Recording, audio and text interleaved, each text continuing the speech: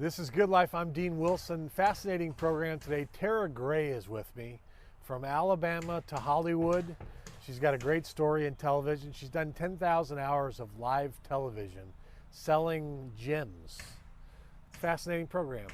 Tara Gray, The Good Life, is next.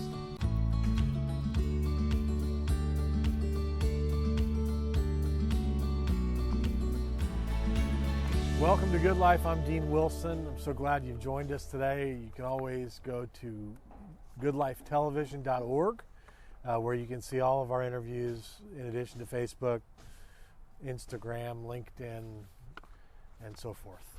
But today I've got a special guest. Tara Gray is with me. Tara is a good friend of the Turner Foundation, a good friend of ours. Tara, welcome. Well, thank you so much for having me. It's such an honor. And I feel like I've never really in this interviewee seat. I'm usually the one doing the interview. So now I feel your pain. Right. Well, it's a little unnerving for me to talk to a TV star who's done 10,000 hours of live television, because I'm at about like 10-ish. So I need to learn. But you've done 10,000 hours of live television. You're a fascinating person to me, and a very grounded Alabama roots person as well. So you have like this unique combination of TV, entrepreneurial ventures, but you're a deep-rooted Alabama girl at heart also. So I want to talk about both. But tell me about your TV career. How did you get into? You're on live television every week, specifically around jewelry. But tell us kind of how you got into that and what you do. Sure. Well, it's a funny story. I am from Birmingham, Alabama, and at a young age, I really knew that I wanted to do television. And I also knew that you had to have a very non-Southern accent in order to do TV. So as a little girl, I would actually read magazines and go into my room and lock the door and read magazines like the anchors on television did. So to kind of hone my voice, because I was so Southern. And, the Southern accent, it creeps out every once in a while. But, I knew that's really what I wanted to do. And then after I got back from Miss USA, I competed as Miss Alabama and Miss USA. I got my first television job as an entertainment reporter. And I really just absolutely loved it and fell in love and did that for a few years. But then realized, if I'm going to make my dreams come true, I need to move to Los Angeles. So I did, and started auditioning when I got to LA, like everybody else does. Right. Every audition I went on, there were 100 people there. They all looked like me. And, it was tough for the first 6 months. Yeah. And then I went on the last audition I swore I was ever going to go on. I was like, I can't do this anymore. And I thought it was the worst audition I ever had. They had me sell a piece of jewelry with a gemstone I could not even pronounce. And I walked out of there and I said, it's just, there's no way. There's no way anybody's going to call me. The next day they called me. And I actually asked the producer, I said, do you have the right person? Because I was so horrible yesterday. She said, no. She said, you were great on TV. She said, you have absolutely no idea what you're talking about when it comes to gemstones and jewelry. So we're going to hire you, and we're going to actually pay for you to go to the Gemological Institute of America and learn about gemstones and jewelry. Because I know this was a national home shopping network. So and then just kind of, the rest is history. And so you just learned it. You learned about everything there was to know about gemstones. I did. And, I used to do 5-hour shows, and there's no producer, there's no teleprompter, there's nobody telling you what to say. So in order to sit there and talk for 5 hours, you have to know everything you can possibly know about the gemstones and the pieces that you're selling. So it just kind of came naturally to me, and in love with it. I became a nerd about the crystallization processes and where these stones come from and how they crystallize in the ground. And I just took to it. And it was kind of like combining my nerdy science side, which I actually really loved when I was in school, with the TV side. And I never thought I'd be able to marry the two. So it was a really cool experience. Right. Because, yeah, you have to work hard to have a lot of enthusiasm about like gems. Absolutely. In I theory. have my Good Life mug here. Yeah. Hey, Good Life mug. I've got mine too. So cheers. I've had a Across the little miles. laryngitis recently, so forgive me if I have to sip some water. No, that's if it's coming out of the Good Life mug, it's totally allowed. And I want to say thank you for those of you who don't know. So Tara designed a piece of jewelry. We had the Turner Foundation had a big gala event in December of 2019 with President Bush, and Tara designed a piece of jewelry around the presidential seal that was just awesome. So thank you, Tara, you. which benefited us, and you've done that. So this has been part of what you've done in terms of giving back to the community. It seems like that where you can use your jewelry to benefit organizations like ours. Is that part of what you've done over the last few years? So what an honor to be able to produce that piece and create that piece for the Turner Foundation. I just started my private design company back in 2018. So the Turner Foundation actually was the very first foundation that I designed a piece of jewelry for in order to benefit others. And I loved it. I love being creative and trying to marry a piece of jewelry to the person or the company or the foundation that I'm creating it for. And with the Branches of Peace legacy necklace, you know, with coming and speaking, I wanted the piece to represent somehow something about the presidency. So I started looking at the presidential seal and saw that there's an olive branch. I mean, and in today's world, everybody needs an olive branch. We could use one of those. Right. And so I created this branch with diamonds and Colombian emeralds to represent the olives, had 13 leaves and 13 branches, just like the presidential seal. So yeah, it was and you guys, y'all were the first. So thank you for letting me do that. Thank you. No, that was awesome. You were the co-creator and co-star of TLC's The Goodbye Girls. Tell us about that. Well, it was back in, I guess, 2011, 2010, because I actually started my career as a newser. So I saw this evolvement of reality television kind of coming into the forefront of TV.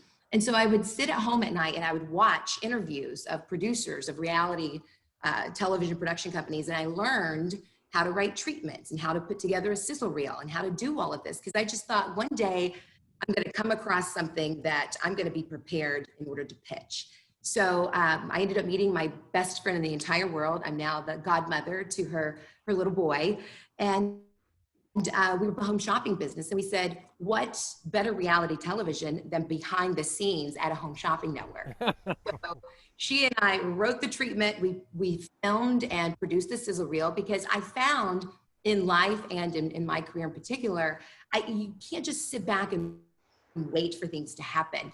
I've always been proactive. I want to do and make my own way. And so that's exactly what we did. And we started pitching it to production companies. We had no idea what we were doing. Then all of a sudden we had about 10 production companies who wanted the show. They were fighting over it. And we ended up going with one production company, and they were the best. It was quite an experience. So we were the co-creators and co-stars, and that was on TLC. But it was just an accomplishment, you know, for me personally to sit back and go, wow, we did that. We got a TV show on the air, like a big one. Yeah, right. Well, it's amazing to me the power of media. That's one of the things I've been thinking a lot about, for good or for bad. But sure. the power / opportunity that there is in media, from little things to big things, to be able to influence, to be able to. I think it's involved in shaping culture. Has that been your experience? I mean, how do you see media in terms of a tool for you? Well, I'll tell you, it's funny because my career, I started off as a TV news producer. Now, this is back in 2001, early 2001, about 4 months before 9/11. So what we all experience now with how news media is not what I was actually introduced. Right. I was introduced to news media where it was just cut and dry. Here's the story, no opinion. This is the facts. These are the facts, and this is the story. Right. And how television now has evolved, whether you're a Republican or a Democrat, there's so much news on TV that is opinion. And there's Right. so many ways to get your news these days, you know? So it's been really interesting for me, who is a hardcore news journalist, starting my career that way, to now kind of see how it's evolved, where it's really strange. People just, they kind of get to pick and choose their own facts. And it's really interesting because I wasn't raised in the news business to give my opinion. Right, right. Well, that's why they call it news. Exactly. Which I think it's a lost art. I also think, Tara, that how do I say this? The good guys can't concede the airwaves to the people on both sides of the equation with the agendas. That's as simply as I can put it. We need good people from Right. Alabama. We need Alabamians. That's whatever they are. Yeah. Southerners. Right. Okay. Yeah. I mean, I really mean it. That in terms of the airwaves, it's really important that not be lost to really just agenda-driven, partisan or whatever people, or people that are just producing content that's destructive. You know. Absolutely. Absolutely. I totally agree. I want to get back to that point in 1 second. But you said that when you went through Miss USA, that you were that one of the highlights of your career or your life was that you were able to appear on the cover of Birmingham Christian Magazine. You were able to share more about your faith, who you are. Mm-hmm. Walk us through that and what that was like.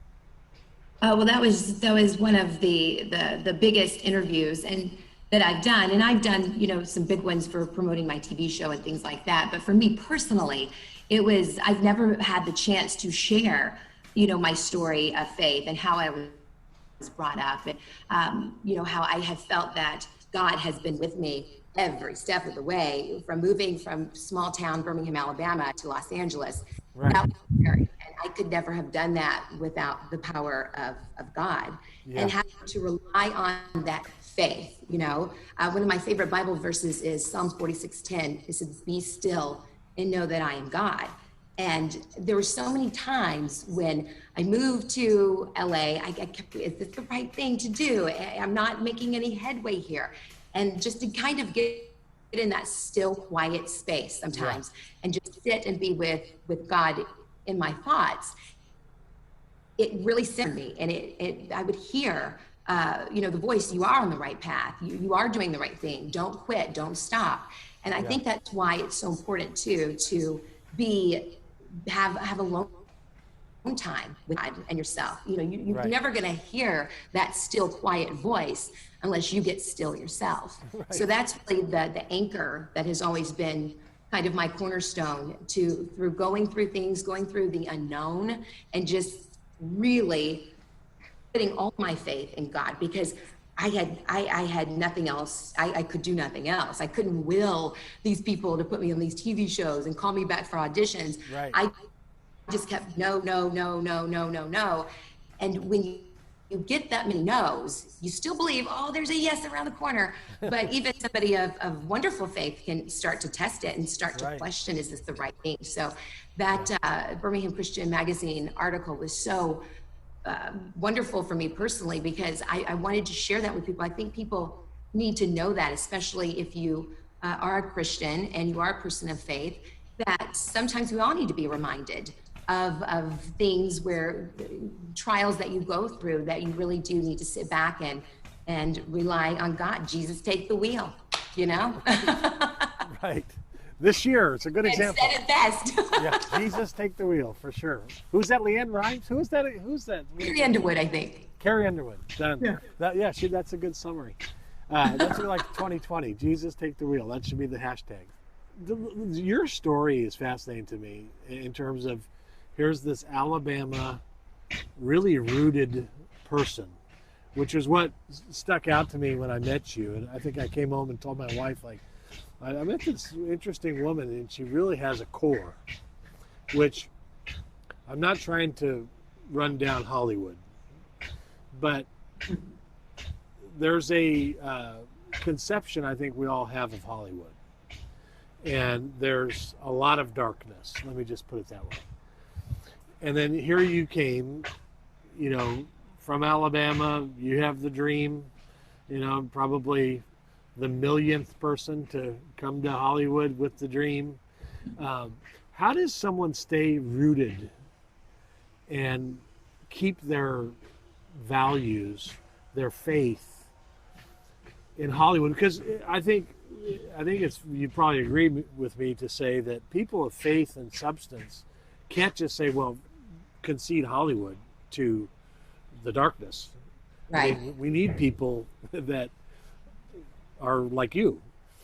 What would be your advice for a Tara that's, coming up now, who says, I want to go to Hollywood. I believe that God's gifted me in this area to perform, to, entertain, to be a light, but doesn't want to lose their soul. Right. How do they do that? Oh, well, I'll tell you, the day that I got on the airplane, my mom was sitting there with me, and she hugged me, and she told me she loved me, and she said, now, Tara, keep your wits about you. And that's a Southern saying, keep about you. Don't go out there and act like a crazy person, okay? Keep your wits about you, stay focused. And I think what really, because, even going through my TV show and with other things that I've done, I've been asked to do things that I'm just, especially if it's a commercial or whatever the situation has been, or to say something in a script that really didn't align with me. It'd be very easy if you don't have that core, if you don't have that center to go, oh, it's okay to do it this one time, or to say yes to something that in your heart is not the right thing to do or not the right way to go. So I think for me personally, it was here, just in my heart, just every single day knowing and remaining who I am. And it's okay to say no to some things because, coming up and you're new and, people will try to get you to do funny, crazy things or say something. And I just knew, I would always think, how is my family going to react to this? Right. That would be in the back of my mind. If my grandmother saw this or my grandfather saw this, how would they react? So for me, it was just, I had that upbringing. I had that Christian upbringing. I had God in my life. So it made me more confident to say, no, I'm not going to do it this way. Yeah. So if you don't want me for this job because I won't do this, then that's your loss. Right. Well, and somebody who has faith, who actually trusts God, let's just say, when but this is my opinion, I wanted to see how you relate to this. If they say no to doing something out of obedience, I believe that God would reward that obedience like times 10. Of course. Yes. So, I mean, because just our human nature would be to say, well, I can't say no. I'll never work again. Right. They'll never call my number if I don't do X. But if you're a person of faith thinking the way you do, you're saying, well, I'm going to be obedient and he's going to take care of me. Absolutely. He's actually on a higher pay grade than Hollywood. Oh, absolutely. But that's like a game changer. Well, I just know, for me, I believe that God has put me in certain situations for certain reasons at certain times. And, it's not on our timetable, it's on his timetable. So every time when I moved to LA, it wasn't happening. I would get in my car and go, is this the right thing to do? Have I made a mistake? Just give me a sign. And it was just always knowing that, okay, just keep going. And knowing I had God on my side. Right. And having that to fall back on to win those dark times, to see the light at the end of the tunnel. And I just knew if I kept persevering, I kept doing it, I knew God had put me in this place for a reason. There was a reason why I chose to move out here. And there was a reason why I went to that final audition that I swore I'd never go on another audition again. And I almost left that day. I stood up to leave because I was so unprepared for what I was walking into. And that day, the biggest audition of my life that changed my life, I stood up to walk out and they called my name. And I was like, oh no. I guess I have to do it now. But I look back on those things. I don't think those things are coincidence. Right. I don't think things that happen like that are by chance. I think that's God, and that's God's Yes. presence in your life and in all of our lives. Yes, I love it. And there's something about the person who has that glow, who has when the light's on the inside, faith, trust, where that joy, that man, when that person can be on the airwaves or on stage, that's an amazing thing to see. I actually have one daughter who's done a lot of this sort of thing and acting and on stage, and she just has this. She lights up. I mean, it's just like God gave it to her, And what I would want to see with her or any young person who's following in your kind of footsteps is to have that light turned off by Hollywood, by the slippery slope. Oh, I'll do it once, because I think the light can go off. And that's what we don't want to have happen. I mean, we want the light on. Does that make sense? Am I talking? Absolutely. Oh, yeah, I totally agree with that, because I think, people do have the ability in positions of power, such as a producer, such as a casting director, to, you get out to LA or Hollywood or New York or whatever it is, and you want it so bad. You just want it so bad. And it's so easy to, fall into, okay, I'll do this or do that. And I think the biggest way to have that light not turn off is to teach our kids, boys, girls, whoever, teach everybody, trust yourself. I mean, you know who you are. Trust yourself. And it's okay to stand up for yourself and tell somebody no, whether it's Hollywood or not, a boss or a secretary or coworker. It's always okay, to not do something that is the wrong thing to do. Right. At the end of the day, you'll be okay and you'll be better for it. You'll be blessed. I really believe you'll be blessed. Yes. I think he sees, I personally have faith. I mean, I just think he sees what's happening in those quiet moments when no one's looking. And that decision you make to say, you know what, he's bigger. He has my heart. And I'm gonna make this decision, and I don't know where rent's gonna come from, let's say. Absolutely. He's watching. And that's where I think the rubber meets the road in terms of faith. And I think when we make that choice, he's gonna bless it.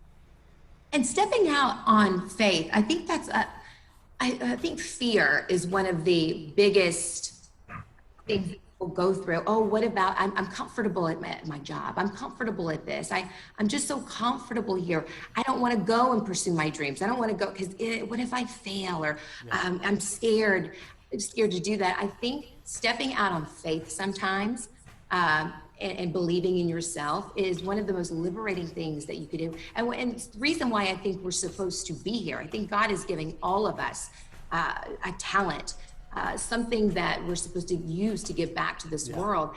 And you'll never know what that is unless you step out on faith and try. And guess what? If you fail, it's okay. Just get right back up. I always say the no's will get you to the yeses faster. So I'm not afraid of a no. Yeah, right. I guess in that business you really can't be. Right. And if you have faith, that probably makes it a lot easier to say, oh yeah, I got rejected 16 more times. Right. But let's go to dinner. Everything's okay. It's gonna be fine. Yeah. Yeah. Well, Tara, I think you're a fascinating person. I want to. We only have a minute left, but I wanted to say thank you for what you did for the Turner Foundation. That was such a blessing for us to use your gift. What you're doing on the airwaves, what you're doing in entrepreneurially is, I think, a great example for young people. And you're somebody who has the light. That light. Thank you. That's the best compliment I've ever gotten. Good. Well, the light's on. So thank you for who you are, and we wish you well. I know you're in Palm Springs, so stay indoors or poolside. Yes, stay safe. Yeah, it's a little hot out here. Thank you so much for having me on. Seriously, this was a true honor, and so great to see all of my friends at the Turner Foundation and The Good Life. I truly appreciate you guys taking the time. Thanks, Tara. Thanks for coming, and we'll see you next time.